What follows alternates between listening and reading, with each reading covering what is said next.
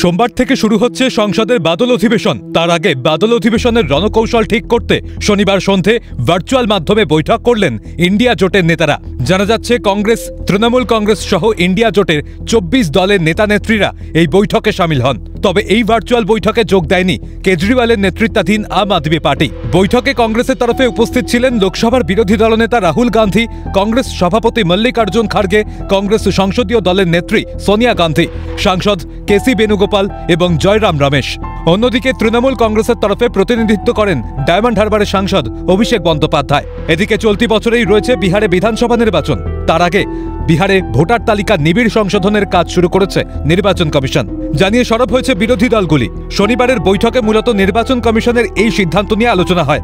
জানা গিয়েছে পহেলগাঁও জঙ্গি হামলা এবং অপারেশন সিন্দুর নিয়েও বৈঠকে আলোচনা করেন ইন্ডিয়া জোটের নেতারা। বৈঠকের পর সংবাদ মাধ্যমে মুখোমুখি হয়ে রাজ্যসভার উপবিরোধী দলনেতা প্রমোদ তিওয়ারির প্রশ্ন, পহেলগাঁও হামলার সঙ্গে যুক্ত সন্ত্রাসীরা কোথায় পালিয়ে গেল?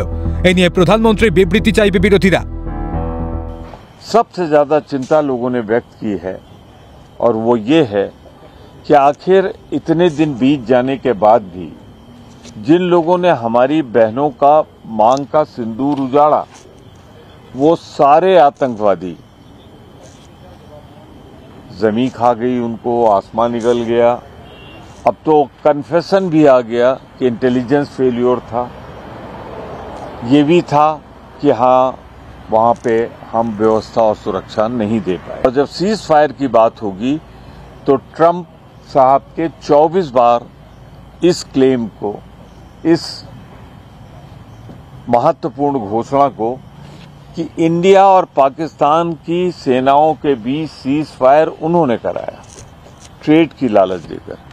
एक तरफ 24 बार ट्रंप साहब का बोलना और हमारे प्रधानमंत्री का सर झुकाकर चुप रहना निश्चित रूप से मुद्दा होगा, तो उस पर भारत के प्रधानमंत्री ही उस पर जवाब दे सकते हैं। तो जब ये मुद्दा हो तो भारत के प्रधानमंत्री को उपस्थित रहना चाहिए और उन्हें जवाब देना चाहिए। অন্যদিকে ভোটার তালিকা সংশোধন প্রসঙ্গে প্রমোদ বলেন, ভোটাধিকার প্রয়োগ নিয়ে বড়সড় বিপদ দেখা দিয়েছে। जिस तरीके से पुनरीक्षण करके लोकतंत्र की हत्या हो रही है, नोटबंदी के बाद वोटबंदी हो रही है, मन चाहे वोटर डाले जा रहे हैं, मन चाहे वोटर जिन्हें हम नहीं पसंद करती भारतीय जनता पार्टी, उसकी चाबी पर इलेक्शन कमीशन उन्हें मतदाता सूची से बाहर कर रहा है।